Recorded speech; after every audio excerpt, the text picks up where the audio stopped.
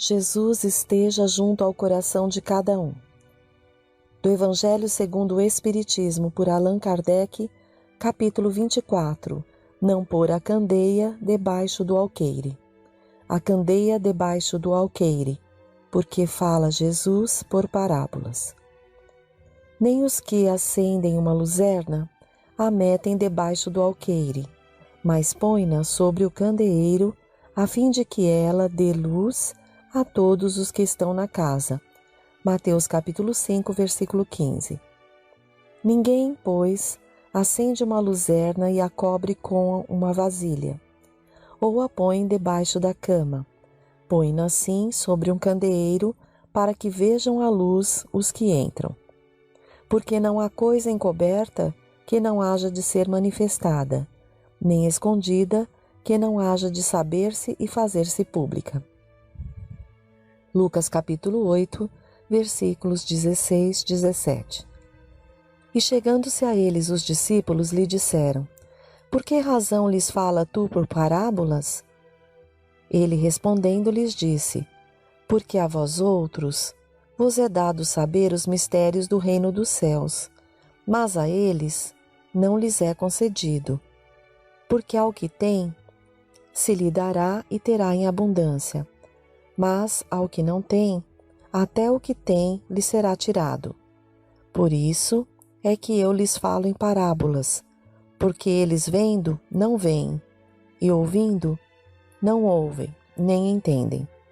De sorte que neles se cumpre a profecia de Isaías que diz: Vós ouvireis com os ouvidos e não entendereis, e vereis com os olhos e não vereis, porque o coração deste povo se fez pesado, e os seus ouvidos se fizeram tardos, e eles fecharam os seus olhos, para não suceder que vejam com os olhos, e ouçam com os ouvidos, e entendam no coração, e se convertam, e eu os sare. Mateus capítulo 13, versículos de 10 a 15. Causa estranheza ouvir Jesus dizer que não se deve pôr a luz debaixo do alqueire, ao mesmo tempo que esconde a toda hora o sentido das suas palavras sob o véu da alegoria que nem todos podem compreender. Ele se explica, entretanto, dizendo aos apóstolos: Eu lhes falo em parábolas porque eles não estão em condições de compreender certas coisas. Eles veem, olham, ouvem e não compreendem. Assim, dizer-lhes tudo, ao menos agora, seria inútil, mas a vós o digo, porque já vos é dado compreender esses mistérios. Ele procedia, portanto, para com o povo, como se faz com as crianças, cujas ideias ainda não se encontram desenvolvidas. Dessa maneira, indica-nos o verdadeiro sentido da máxima: não se deve pôr a candeia debaixo do alqueire, mas sobre o candeeiro, a fim de que todos os que entram possam vê-la. Ela não diz que tenhamos de revelar inconscientemente todas as coisas, pois todo ensinamento deve ser proporcional à inteligência de quem o recebe, e porque há pessoas que uma luz muito viva pode ofuscar sem esclarecer. Acontece com os homens em geral o mesmo que com os indivíduos. As gerações passam também pela infância, pela juventude e pela madureza. Cada coisa deve vir a seu tempo, pois a sementeira lançada à terra fora de tempo não produz. Mas aquilo que a prudência manda calar momentaneamente, cedo ou tarde deve ser descoberto, porque, chegando a certo grau de desenvolvimento, os homens procuram por si mesmos a luz viva. A obscuridade lhes pesa. Como Deus lhes deu a inteligência para compreenderem e se guiarem entre as coisas da terra e do céu, eles querem racionalizar a sua fé. E então, que não se deve pôr a candeia debaixo do alqueire, pois sem a luz da razão a fé se enfraquece. Se a providência, portanto, na sua prudente sabedoria, não revela a verdade senão gradualmente, é que a vai sempre desvelando à medida que a humanidade amadurece para recebê-la. Ela mantém a luz em reserva e não debaixo do alqueire. Mas os homens que a possuem em geral só a ocultam do vulgo com a intenção de dominá-lo. São esses os que põem verdadeiramente a luz debaixo do alqueire. É assim que todas as religiões sempre tiveram os seus mistérios, cujo exame proíbem. Mas enquanto essas religiões se atrasavam, a ciência e a inteligência avançaram e romperam o véu misterioso. O povo, que se tornou adulto por assim penetrar o fundo das coisas, e então rejeitou na sua fé o que se mostrava contrário à observação. Não podem subsistir mistérios absolutos nesse terreno, e Jesus está com a razão quando afirma que não há nada secreto que não deva ser conhecido. Tudo o que está oculto será descoberto um dia, e o que o homem ainda não pode compreender sobre a terra lhe será progressivamente revelado nos mundos mais adiantados, na proporção em que ele se purificar. Aqui na terra, ainda se perde no nevoeiro. Pergunta-se que proveito o povo poderia tirar dessa infinidade de parábolas cujo sentido estava oculto para ele. Deve notar-se que Jesus só se exprimiu em parábolas sobre as questões de alguma maneira abstratas da sua doutrina. Mas, tendo feito da caridade e da humildade a condição expressa da salvação, tudo o que disse a esse respeito é perfeitamente claro, explícito e sem nenhuma ambiguidade. Assim, devia ser, porque se tratava de regra de conduta, regra que todos deviam compreender para poderem observar. Era isso o essencial para a multidão ignorante, a qual se limitava a dizer: eis o que é necessário para se ganhar o reino dos céus. Sobre outras questões, só desenvolvia os seus pensamentos para os discípulos. Estando eles mais adiantados moral e intelectualmente, Jesus podia iniciá-los nos princípios mais abstratos. Foi por isso que disse: ao que já tem, ainda mais se dará e terá em abundância. Não obstante, mesmo com os apóstolos, tratou de modo vago sobre muitos pontos cuja inteligência completa estava reservada aos tempos futuros. Foram esses os pontos que deram lugar a diversas interpretações, até que a ciência de um lado e o espiritismo de outro vieram revelar as novas leis da natureza que tornaram compreensível o seu verdadeiro sentido.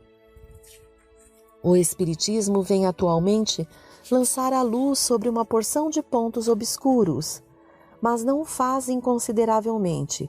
Os espíritos procedem nas suas instruções com admirável prudência.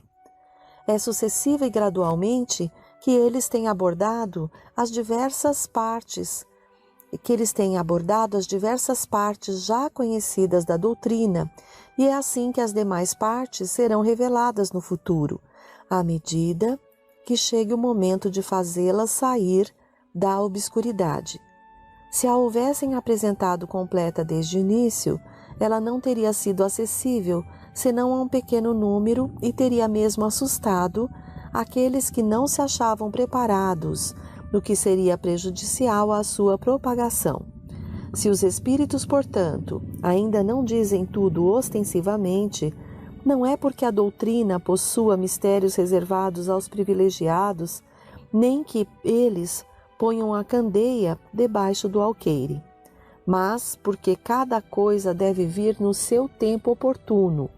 Eles dão a cada ideia o tempo de amadurecer e se propagar antes de apresentarem outra, e aos acontecimentos o tempo de lhes preparar a aceitação. Essas palavras aqui interpretadas e nos explicadas aqui através de Allan Kardec, nos esclarecem essa evolução do conhecimento que nos chega, essa bênção que é agora o Espiritismo e a ciência, nos fazendo compreender, porque já temos condição, a nossa importância, a nossa responsabilidade diante do universo como um todo. Hoje já temos condição de compreender, de ter um pouco mais de lucidez, de que somos ali filhos criados por Deus para atuar nesse universo, né, no planeta que fomos chamados, corrigindo ali as nossas imperfeições através das provas, evoluindo e assim nos tornando cada vez mais cooperadores com Deus, cooperadores de Deus para esta construção do universo, em nos corrigindo, em nos harmonizando e sintonizando com Deus nosso Pai, Jesus nosso Mestre maior, né, para que possamos ali ir gradativamente chegando ao que viemos, chegando ao ponto em que Deus nos espera, pois fomos criados simples e ignorantes, mas estamos ali traçando a nossa trajetória para atingirmos a perfeição relativa. Continuando. A estes 12 enviou Jesus, dando-lhes estas instruções, dizendo: Não ireis no caminho de gentios, nem entreis nas cidades dos samaritanos, mas ide antes as ovelhas que pereceram da casa de Israel. E pondo-vos a caminho, pregai, dizendo que está próximo o reino dos céus. Mateus capítulo 10, versículos 5 a 7. Jesus demonstra em muitas circunstâncias que as suas vidas não estão circunscritas ao povo judeu, mas abrangem a toda a humanidade. Quando disse, portanto, aos apóstolos que não se dirigissem aos pagãos, não foi por desprezar a sua conversão, o que nada teria de caridoso, mas porque os judeus não aceitavam a unicidade de Deus e esperavam o Messias. Estavam preparados pela lei de Moisés e pelos profetas para receberem a sua palavra. Entre os pagãos faltava essa base. Tudo ainda estava por fazer e os apóstolos ainda não se achavam suficientemente esclarecidos para uma tarefa assim tão pesada. Eis porque lhes disse: Ide as ovelhas desgarradas de Israel, ou seja, ide semear em terreno já preparado, pois sabia que a conversão dos gentios viria a seu tempo. Mais tarde, com efeito, os apóstolos foram plantar a cruz no próprio centro do paganismo. Essas mesmas palavras podem ser aplicadas aos adeptos e divulgadores do Espiritismo. Os incrédulos sistemáticos, os obstinados zombadores, os adversários interessados, são para eles os que eram os gentios para os apóstolos. A exemplo destes, devem procurar prosélitos primeiramente entre as pessoas de boa vontade que desejam a luz, nas quais se encontra um germe fecundo e cujo número é grande, sem perderem tempo com os que se recusam a ver e entender e que mais se aferram ao seu orgulho quanto mais se der a impressão de se valorizar a sua conversão. Mais vale abrir os olhos a 100 cegos que desejam ver claramente do que a um só que se compraz na obscuridade, porque isso seria aumentar em maior proporção o número dos que sustentam a causa. Deixar os outros em paz não quer dizer indiferença, mas apenas boa política. A vez deles chegará quando se renderem à opinião geral, de tanto ouvirem a mesma coisa incessantemente repetida ao seu redor, pois então julgarão que aceitam a ideia voluntariamente, por si mesmos, e não sob a pressão de outra pessoa. Porque as ideias são como as sementes, não podem germinar antes da estação própria e a não ser em terreno preparado. Eis porque é melhor esperar o tempo propício, cultivando primeiro as que estão em condições e evitando perder as outras por antecipação. No tempo de Jesus, e em consequência das ideias restritas e materiais que o dominavam, tudo era circunscrito e localizado. A casa de Israel era um pequeno povo, os gentios eram pequenos povos circunvizinhos. Hoje, as ideias se universalizam e espiritualizam. A nova luz não é privilégio de nenhuma nação. Para ela, não existem barreiras. O seu foco se distribui por toda parte e todos os homens são irmãos. Mas os gentios também não são mais um povo determinado. São uma opinião que se encontra por toda parte e da qual a verdade triunfa pouco a pouco, como o cristianismo triunfou do paganismo. E não é mais com armas de guerra que se pode combatê-lo, mas com o poder da ideia. Esse é um outro item que nos esclarece bastante sobre essa questão do entendimento da doutrina e a questão de falar sobre a doutrina, né?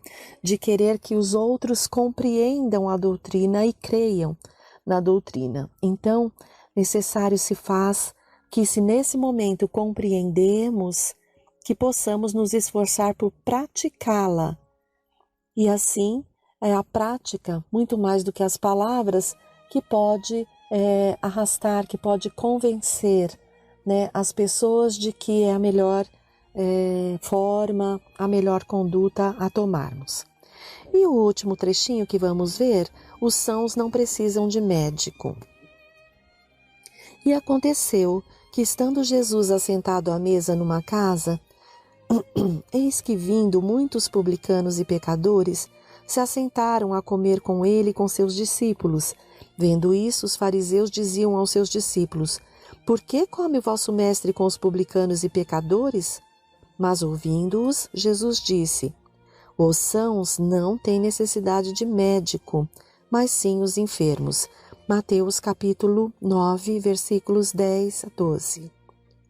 Jesus dirigia-se sobretudo aos pobres e aos deserdados, porque são eles os que mais necessitam de consolação, e aos cegos humildes e de boa fé, porque eles creem possuir toda a luz e não precisam de nada. Estas palavras, como tantas outras, aplicam-se ao Espiritismo. Às vezes, admira-se de que a mediunidade seja concedida a pessoas indignas e, por isso mesmo, capazes de a empregarem mal. Costuma-se dizer, que uma faculdade tão preciosa deveria ser atributo exclusivo de pessoas de maior merecimento. Digamos de início que a mediunidade é inerente a uma condição orgânica, de que todos podem ser dotados, como a de ver, ouvir e falar. Não há nenhuma de que o homem, em consequência do seu livre-arbítrio, não possa abusar.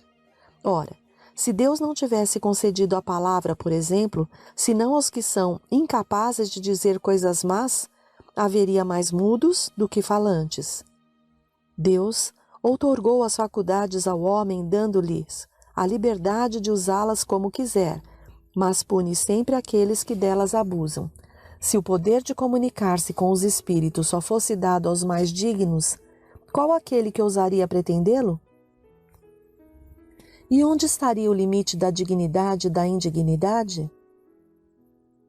A mediunidade é dada sem distinção, a fim de que os espíritos possam levar a luz a todas as camadas, a todas as classes da sociedade, ao pobre como ao rico, aos virtuosos para os fortalecer no bem e aos viciosos para os corrigir. Estes últimos não são os doentes que precisam de médico? Por que Deus, que não quer a morte do pecador, o privaria do socorro que pode tirá-lo da lama? Os bons espíritos vêm assim em seu auxílio, e seus conselhos, que ele recebe diretamente, são de natureza a impressioná-lo mais vivamente do que se os recebesse de maneira indireta. Deus, na sua bondade, poupa-lhe a pena de ir procurar a luz à distância e a mete nas mãos. Não será ele bem mais culpado se não atentar para ela? Poderia recusar-se com a sua ignorância quando ele mesmo escreveu, viu com os próprios olhos, ouviu com seus ouvidos e pronunciou com sua própria boca a sua condenação? Se ele não aproveitar, então será punido com a perda ou a perversão da sua faculdade, de que os maus espíritos se apoderarão para o obsedar e enganar, sem prejuízo das aflições comuns com que Deus castiga os servos indignos e os corações endurecidos pelo orgulho e egoísmo. A mediunidade não implica necessariamente as relações habituais com os espíritos superiores. É simplesmente uma aptidão para servir de instrumento mais ou menos dócil aos espíritos em geral. O bom médium não é, portanto, aquele que tem facilidade de comunicação, mas o que é simpático aos bons espíritos e só por eles é assistido. É nesse sentido unicamente que a excelência das qualidades morais é de importância absoluta para a mediunidade. Agradeçamos pelas palavras, que possamos refletir sobre esses ensinamentos. Até o próximo encontro.